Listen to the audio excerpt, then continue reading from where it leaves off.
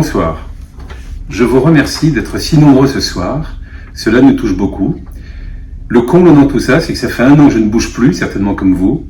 Et malheureusement, je ne pouvais absolument pas déplacer mon rendez-vous parisien.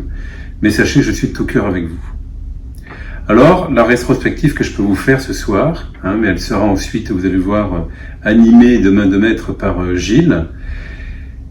Qu'en est-il ? Pendant l'année 2020, dès le début de l'année 2020, nous étions fixés des objectifs, notamment le développement du réseau sur d'autres centres, d'autres agglomérations telles que Béziers, Perpignan, Carcassonne, puisque Nîmes et Montpellier fonctionnent plutôt très très bien. Ça, c'était le premier choix, et aussi de mieux travailler sur les réseaux sociaux, mieux travailler avec la Fédération du réseau Entreprendre France pour utiliser tous leurs moyens et toutes leurs données. Ensuite, concernant nos lauréats, l'idée, le troisième objectif, était d'aller chercher des projets boosters.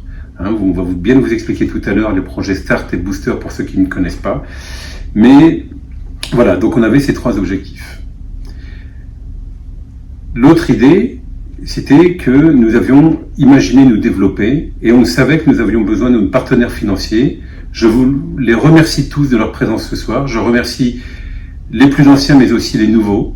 C'est très important pour nous, c'est très important pour les lauréats. Nous avons absolument besoin de vous, nos partenaires financiers. Sans eux, on ne pourrait rien faire et vous le savez tous en tant que chef d'entreprise. Est arrivé le Covid, mars 2020. Et là, cellule de crise, le bureau, le conseil d'administration s'est réuni à différentes reprises.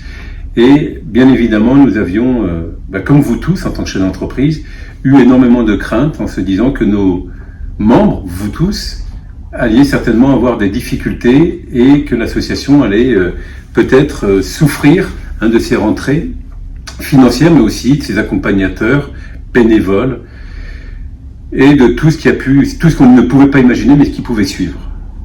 L'année 2020, exceptionnellement, nous avons enregistré une progression de 10% de nos membres, donc de vos collègues, au sein du réseau Entreprendre.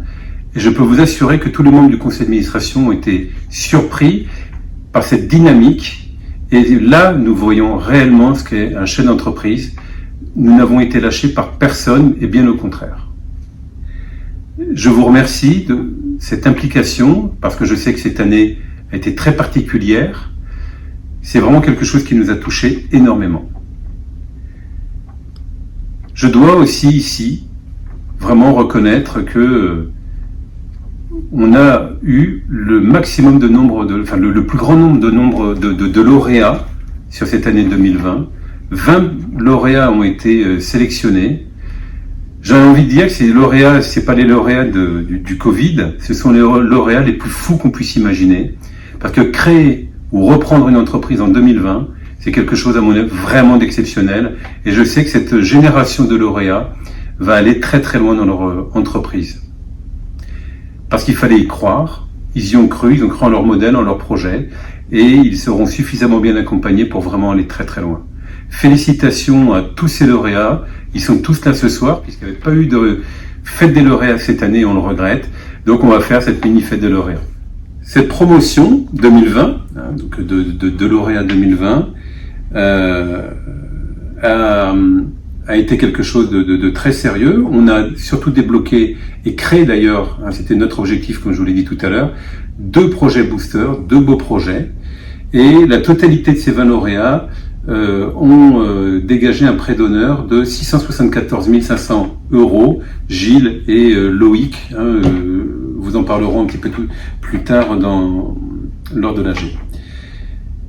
Pour le premier trimestre 2021, nous avons donc repris l'objectif de 2020 et je tenais ici ce soir à remercier les 30 membres supplémentaires.